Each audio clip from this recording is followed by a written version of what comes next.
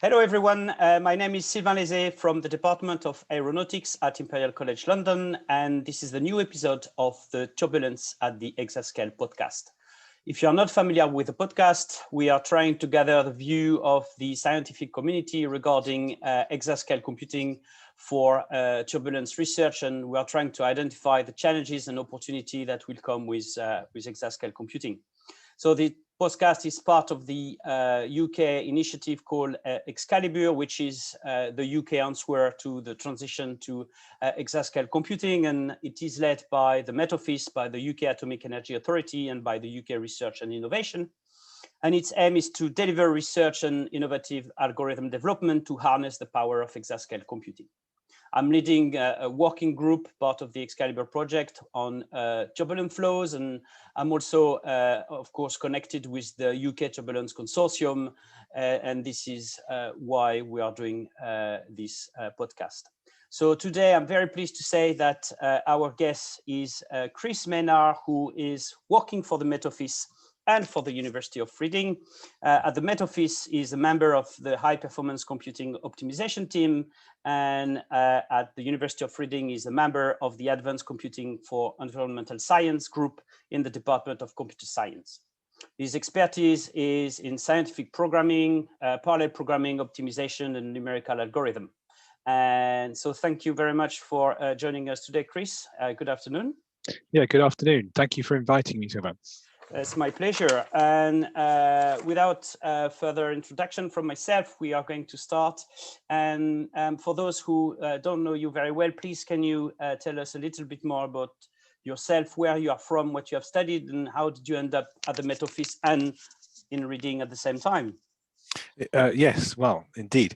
So I did a degree in theoretical physics at Queen Mary College, or Queen Mary and Westfield College at the University of London back in the early 90s. And after that, I did a PhD in theoretical physics at the University of Edinburgh. I was looking at QCD, solving quantum field theory of the strong interaction.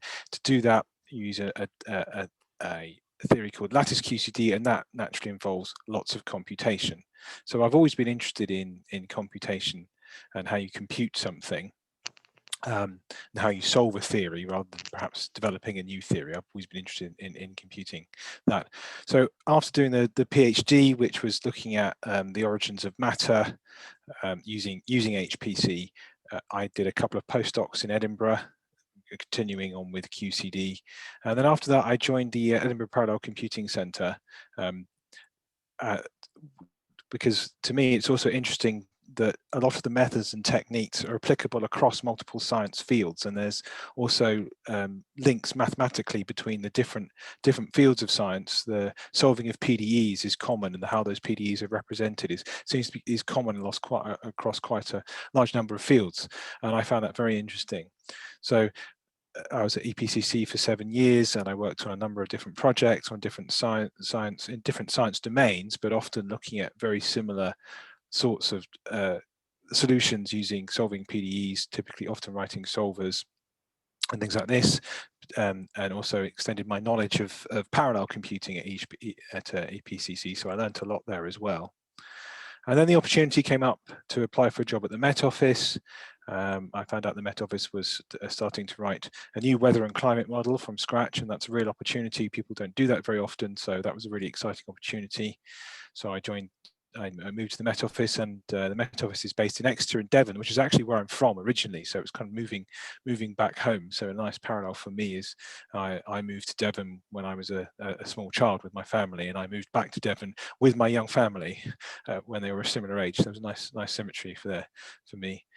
And after being at the Met Office for a while, the Met Office has various academic partners they work with quite closely, Reading being one of them, and they decided to extend the partnership into computer science. So this was a new opportunity, and would anyone be interested for the Met Office? And I certainly was, and so I took a joint or part-time position at the University of Reading as well. Great. And when there's no COVID pandemics, how do you spend your time between Reading and Exeter? So yes, so normally I would do, before the pandemic, I was going to Reading 1 day a week, and then spending 3 days in the office at the Met Office, and then having 1 day at home working for Reading. So sort of a 40-60 split between Reading and the Met Office. Great, thank you very much. I'm always asking the same questions to the guest. I'd like to know, how is it to work for the Met Office, and what's the best thing about your position with the Met Office? The Met Office is a really great place to work. It's a very big organisation, and there's lots of opportunities, but there's 600 scientists work at the Met Office in all different aspects of atmospheric physics. In order to make predictions of the future, then we have to use HPC, and we are given very large resources for doing this.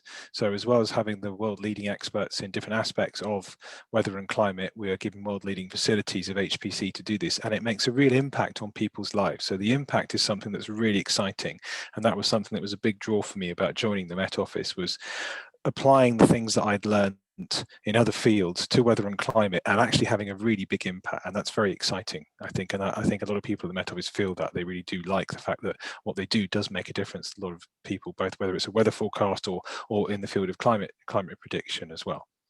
So having the other on the other hand, being at Reading as well, I have the academic freedom to do things that I think are interesting, and then hopefully bring that impact back to the Met Office. Good, thank you very much. May I ask you on which project you are currently working on? Most of my time at the Met Office is spent working on the next generation modelling system projects, primarily ALFRIC, which is developing the new atmospheric model, which is one of the big components of a modelling system. And I've mostly been doing that since I joined the Met Office, but that has sort of various aspects. So for example, I also work on ExCALIBUR projects at the Met Office, and I'm part of the hardware and enabling software project from the Met Office perspective. Yeah. Good. Thank you very much. So you already mentioned ALFRIC, but so my next question, we are going to talk a little bit more about the software that are being used at the Met Office. So can you tell us more about Endgame and ALFRIC, please? Yeah, so Endgame is what's called the dynamical core of the unified model. So a weather and climate model has various components, one of which is the dynamical core, which is essentially solving the fluid dynamics of the atmosphere. But then there's other processes that are not represented in the fluid dynamics, for example, sunlight, radiation, or processes that are not resolved, like microphysics. So they are put in as physical parameterization schemes. So there's a lot of different ones of those, and you can make your model more and more complex and realistic by adding more and more features of an Earth system model in, up to and including the ocean, for example. So Endgame is the dynamical core of the existing Met Office model called the unified model. The ALFRIC project is to replace the new model, and there's another word, gung-ho, which was the original project I joined to work on the Met Office with, which is to develop a new dynamical core with increased scalability. And the key concept for there was to recognize that previous models have been developed using a long lapped grid as the grid, and that, well, because over the poles, the grid points get very close together at the poles, and that creates problems for the aspect ratio between the longitude and the latitude, so that you sometimes might have some problems with some mathematics, but particularly you have problems with communication around the poles in terms of parallel computation, because as they get very close together, wind speeds mean that you can have to jump many grid points in a single time step, and that's lots of communication, and that inhibits scaling. So the key point about the new project gung-ho, and ALFRIC is the new model which has a gung-ho dynamical core, is to work on a different grid or mesh, in this case a cube sphere mesh, which is basically you take a cube, 6 panels, and you sort of distort it into a cube, distort it into a sphere, sorry. And that way, each of those cells has a much less distortion than you would get with the poles on a longitude latitude grid. The Endgame dynamical core has loads of really good mathematical properties. So a lot of the symmetries that you get in the continuum are also present in that discrete system, which means it gives you good accuracy for your predictions. So the challenge was to try and replicate the accuracy of gung-ho of Endgame on a different mesh. Okay, that's very. And you're saying that the between the old models and the new model, you are basically starting from scratch. Yes. Yeah. So it's a complete redesign. It's a complete redesign. And of course, that was what the really exciting thing that made me join the Met Office was the project was just starting. Nothing had been decided. And it was just going to be, right, well, we need to do something about scaling. So we're going to start again. And that's once in a generation or even longer, you know, because weather models and climate models last for a very long time. Because they take so long to develop, then they're then used for a very long time thereafter. Great. And may I ask you which hardware you are targeting with these new models? So the idea behind the new model is that it will be able to run on multiple different architectures. So the software is being designed with a separation of concerns between the maths and physics science code and the parallelization and optimization code. So we're trying to get a separation of concerns between those things so that we keep the science code, but we can change, for example, the programming model. So we could switch between OpenMP, say, and OpenACC, and then we can use different sorts of GPUs. So in order to do that, then we have to write the software in a certain way. Basically, we've been designing a domain-specific language that allows us to build this separation of concerns so that the science developers can write. It's a co-design between the science developers and the computational scientists to make this domain-specific language so that we can write the weather and climate model in this domain-specific language, and then we can then make backends for different hardware and different programming models. Great. So I guess maybe I'm completely wrong, but is Cyclone this DSL tool? Yes. You are using? So Okay. yeah, absolutely. So Cyclone is exactly that. So you can think of Cyclone as being a domain-specific compiler. It takes what we produce with the domain-specific language, which is embedded in Fortran, and turns that into, in this instance, mostly more Fortran, but MPI and OpenMP. We're developing the OpenACC. We're also developing more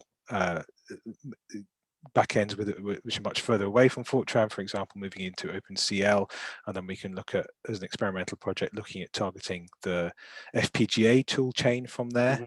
Can we look at using then coupling to other frameworks like Cocos if we are into C++? Could we then go into SYCL? And from Intel's One API, these kind of things. So that's very experimental. We can't do any of this yet, but in principle we can, and we're still trying to look at how we do that, and that's what Cyclone will enable us to be able to do. Great. And can you give us an idea of the time scale and the time frame of the project? When do you think you are going to start using this new model for, I guess, for what I would say for production? Job. So the project itself, the original gung-ho project, Design the New Dynamical Cores, started in 2012, and the Met Office has just finished a procurement for a new machine. So we will change machine, and then during the lifetime of this machine, we will then change to the new modeling system, including Alfred, and then we will get an upgrade to our HPC sometime around after 2025, maybe 2027. Will be the upgrade. So we have to be in operations on the next generation machine before then, so we can run. So we've run what's called a basic Earth system model already on our existing machine, and that seems to be giving good scientific results. Good, thank you very much. We have a lot to do, but it's very tight timescales to get to, because we have to be ready in the next handful of years. Very good. And I was wondering, how do you compare with other countries who are, I guess, working on similar models? How are you doing by comparison with your competitors? That's an interesting question, because the different projects are at different stages and different life cycles. So Meteo Swiss were one of the first people to try a DSL type approach, and we started a little bit later than them, kind of independently, but we've talked to them quite a lot because there are some similarities, and we did have a project to look at how we could they be interoperable? Are they the same? Are they different? And there are some differences, and that's always true with the domain specific languages. You're always domain specific. So they're part of a wider consortium that involves a different weather model called ICON and the German weather, some of the German weather centres. We also talked to the European Centre, ECMWF, which is actually based in Reading. That's an international organisation, but they focus on medium-term weather forecasts. They are also doing something similar but not the same. So they're writing a new framework to build their existing models on. So they make a new framework, rewrite their existing model in that framework, and then they can change the frame, and then they can change the model using that framework. And they're also talking to potential collaborators in the Métier Suisse CSCS group. So there's a lot of activity in there going on in Europe. There's also obviously a lot of activity in the US. There's quite a lot of different weather models that get developed in the US for different agencies, and they're taking a variety of different approaches from like targeting a particular architecture and handwriting to perhaps more of a more framework type approach. Good. It's interesting to know that not everyone is doing DSL, or not everyone is doing handwriting on a specific hardware. No, so a DSL is a choice, but it comes with its own set of complications and its own set of not limitations, but your own constraints, right? So yes. if you, so it's a choice, and if you make that choice, you've got to live with it. Good. And so as a follow-up question, my next question is, well, from your experience with developing these new tools, and what are the challenges associated with with exascale computing? Well, we know there's the uncertainty of the hardware, but on a daily basis, what struggle are you facing when you are developing these new tools? Yeah, so as you mentioned, the new hardwares are uncertain.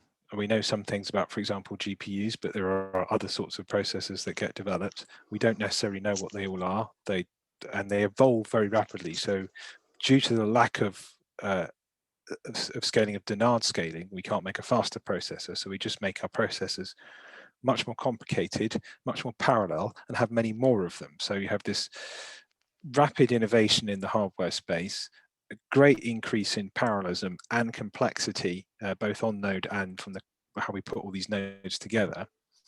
I mean, hierarchical memory spaces, which added complication for programming. So programming these things is very, very complicated. The programming models, we start with a high a language such as Fortran or C, C++ or Python, a high-level language, and we have to put all these extra things in. We need a parallel programming model. So there's a number of these, and we have to use probably more than one. These are being developed, but they lag behind this rapid innovation in hardware necessarily, because it hasn't necessarily, as it happens, we have to innovate in our programming models as well.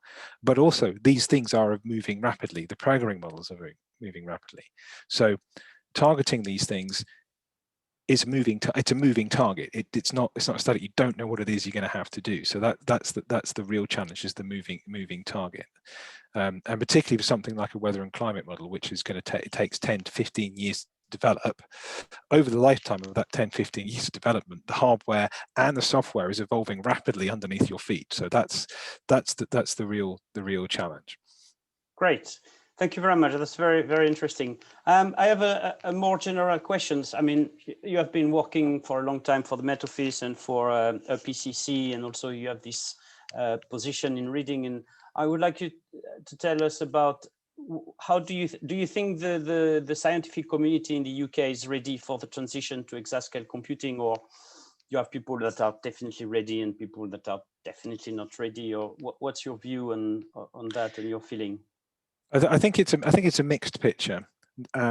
Different applications and different projects. Some are very well prepared, and others are maybe not so well prepared.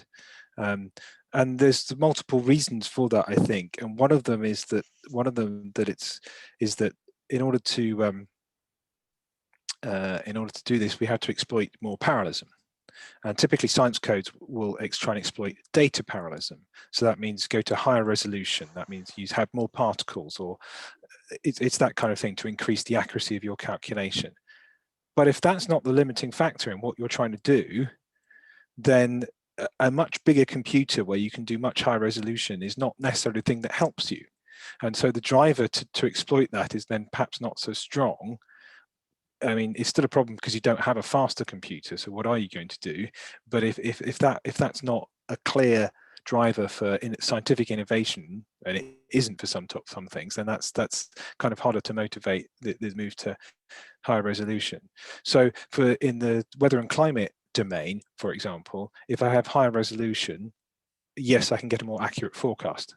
So so high resolution is good. However, because we're trying to solve fluid dynamics, we have a limitation, which is the Coulomb-Friedrich-Lewis condition, which means when we decrease our spatial discretization, we have to decrease our time step as well. So we can do a more accurate forecast by exploiting data parallelism, but our time steps get shorter. So our integration time steps are now have to be shorter. So that doesn't get solved by parallelism because we're not parallel in time. So that's harder. Mm-hmm. But we can do things like we can have more ensembles. So we don't just do one forecast, we do many forecasts from multiple starting points and then use some aggregation on that ensemble to make a forecast. So there's different drivers for exploiting that parallelism, and finding out how to exploit more parallelism it is hard, and the software's got to change. You've got to have the resources. So I think it's certainly things that can easily exploit more parallelism are much better prepared for exascale than things that can't. Good, thank you very much. And so I forgot to ask you, what are you going to be able to do with gung-ho that you cannot do at the moment? And are you aiming, as you said, you are going to have a finer resolution, and it means you are going to have better weather predictions, or you are aiming for something else, maybe more complexity or something different? We're aiming for both, basically. And in order to drive that, we also have to process more observations as well. So there's a big workflow challenge behind the next generation modeling system that when we get Alfred to be the next operational model and we can run at higher resolution, in order to drive that, we need to process many more observations. The data that comes out that we turn into what we call products, which are the predictions for weather or for climate, they have to cope with much more data as well that's going to be generated more rapidly in a much bigger volume. So there are multiple challenges besides just getting a new model to scale on new architectures and run really fast.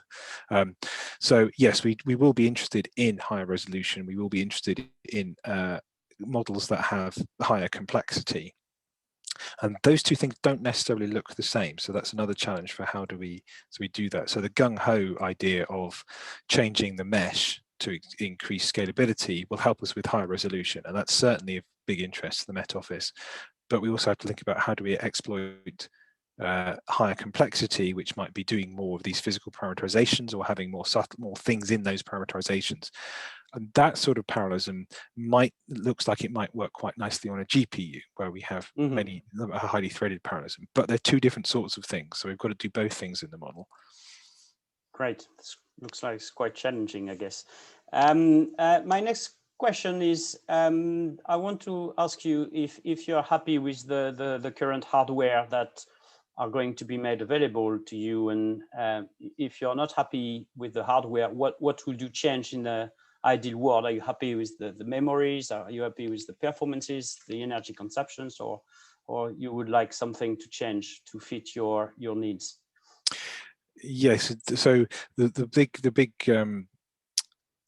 thing that the ultimate bottleneck for probably many science applications, and certainly for something like weather and climate, is that we're not compute bound, we're memory bound typically. And so it's getting things in and out of memory faster, particularly latency for memory. And so the high bandwidth memory new technologies, they look very interesting. And that looks very promising. So that's the kind of thing that we would need more of. But then it's getting the balance right, because you have if we have a new device that's very parallel, is there enough memory on that device to feed all that degree of parallelism? So it's that particularly that latency that we need to bring down. Will definitely help. Okay, and I have one last question. So you are working on the next generation of model and on the next generation of supercomputers. Now, what do you think we are going to do, well, in your field for climate prediction in maybe 15, 20 years? So are you starting to think already about what will come next after Gung Hao, or it's too premature? No, we do think about have to take a longer term view, particularly because it takes so long to develop a weather and a climate model. So we have to take a longer time view. So in some sense, we're in the last days of mining performance out of the current technology we have, silicon electronics. Because they're not faster, we're just trying to exploit parallelism, and eventually, no matter what we do, we won't be able to exploit any more parallelism, because that's driven by the science, the problem we're trying to solve. So we have to look at other forms of computing, and there are different technologies people are looking at being developed. It's early days for a lot of these things, but that potentially allows different models of computation. So people talk about neuromorphic computing, quantum computing has received a lot of attention recently, and that's good, and that's really interesting. There are devices that are capable of doing quantum computation, and in fact there is even machines that can do quantum computation, but they are limited in some way or another. They're certainly not a general purpose machine or a general purpose device, and that's all very interesting and great development, but what really lags behind is the complete lack of algorithms to exploit a quantum computer. Much of the early work in quantum computing was quite theoretical about, do solutions actually exist, what complexity class they're in, whereas we're working in applied computing where in principle I know how to solve a PDE. I don't need a theoretical framework for doing that. I just need to be able to do it. And so the implementation is then the practical aspects of doing that and how to get that algorithm to work efficiently. And there's not been a lot of work done in that field, but I guess with the prospect of devices existing that could actually do this, that is something that will change. And that is something that the Met Office, I think, would be very interested in learning about or getting involved with, is understanding what algorithms or how to develop algorithms that could exploit different types of computer that might be enabled by these new technologies. The other one, of course, is the challenge presented to us by artificial intelligence and machine learning. There's both a challenge, an opportunity, and a threat kind of thing. Because AI, it can't replace HPC, but it may be viewed in some quarters as being able to do so. So we need to engage with that. I don't see it replacing HPC because it's not the same thing, and it will have its own limitations. But it's certainly interesting, it's certainly useful, and we can use it to augment what we're doing if we engage with it. If we engage with machine learning, we can look at how improving our workflows, looking at different improving algorithms, looking at different aspects of the calculation. But essentially, because it's still linear, it won't replace HPC. I think the final comment on that one is also that the AI market is huge at the moment. It's enormous, and so that does really drive chip design. So the things that make AI work fast on a processor are the things we're going to have to learn to exploit for HPC. Very good. That's a very good conclusion to this podcast, and something very, very important.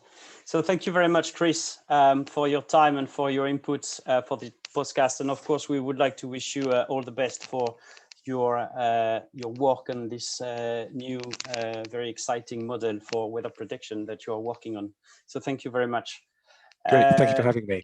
And so as usual, this podcast is recorded and will be made available very soon on the UK Turbulence Consortium website via YouTube and SoundCloud. I will put all the links on the Twitter, UK Turbulence, and also on the website, UK Turbulence. You can Google it, you will find it very easily. Thank you very much for your time, and hope to see you soon for a new episode.